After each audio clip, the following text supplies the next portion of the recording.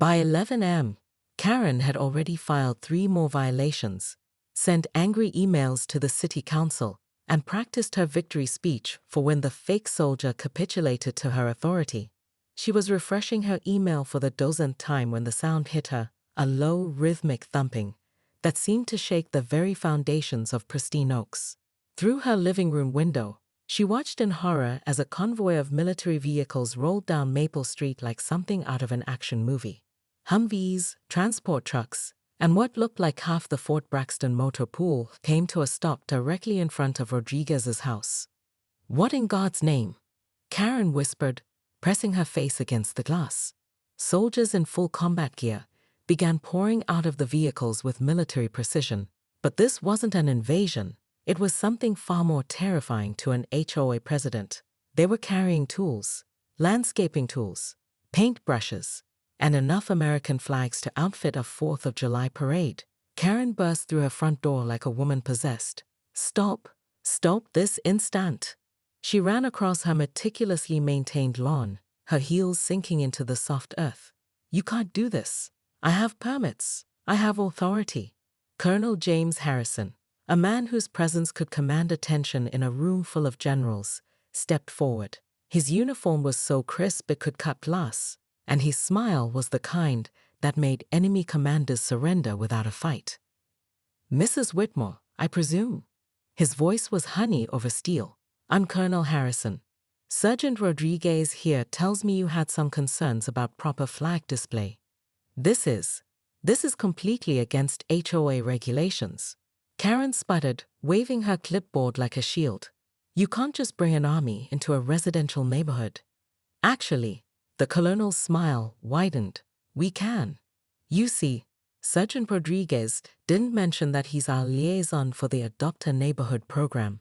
Pristine Oaks has just been selected for a very special honor." As if on cue, a massive truck rolled up, and soldiers began unloading what appeared to be enough materials to rebuild half the neighborhood.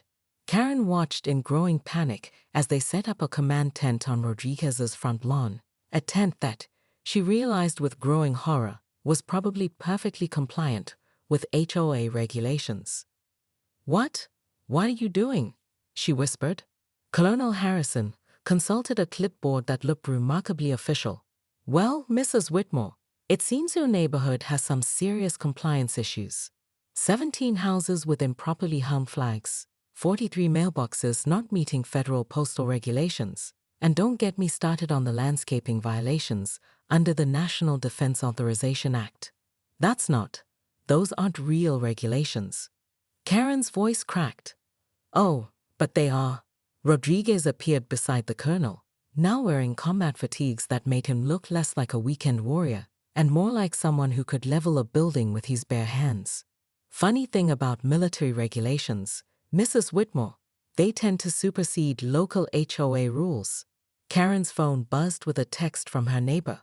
"Karen, there are soldiers installing a flagpole in my backyard. They said you requested it." Then another. "The nice army men are painting my house. For free. Thank you for setting this up." And another. "Karen, the colonel wants to see you. Something about making you the official liaison for the new military appreciation zone." Karen looked around at the organized chaos consuming her perfect neighborhood, at the soldiers who snapped to attention whenever Rodriguez walked by, at the growing crowd of neighbors who were starting to look at her not with fear, but with something far worse, disappointed confusion. "This isn't over," she whispered. Colonel Harrison leaned closer, his voice dropping to a whisper that somehow carried more menace than any shout. "Mrs. Whitmore, we protect and serve, but we also remember our friends, and those who aren't." As Karen retreated to her house, she couldn't shake the feeling that she had just declared war on the wrong enemy. Through her window, she watched Rodriguez directing operations with the casual competence of someone who had managed far more complex situations in far more dangerous places. Her phone rang. The caller ID read, "City Hall." Karen's hand trembled as she answered. The voice on the other end was cheerful, professional, and absolutely terrifying. "Mrs. Whitmore, this is Mayor Davidson. I wanted to personally thank you for bringing the Army's attention to our little community. Colonel Harrison speaks very highly of your Cooperation. To be continued. Karen Whitmore stood on her pristine front porch at 6:47 am, clutching her HOA violation clipboard like a weapon of mass destruction. Her perfectly manicured finger stabbed the air as she screamed at her neighbor's house. This is AB's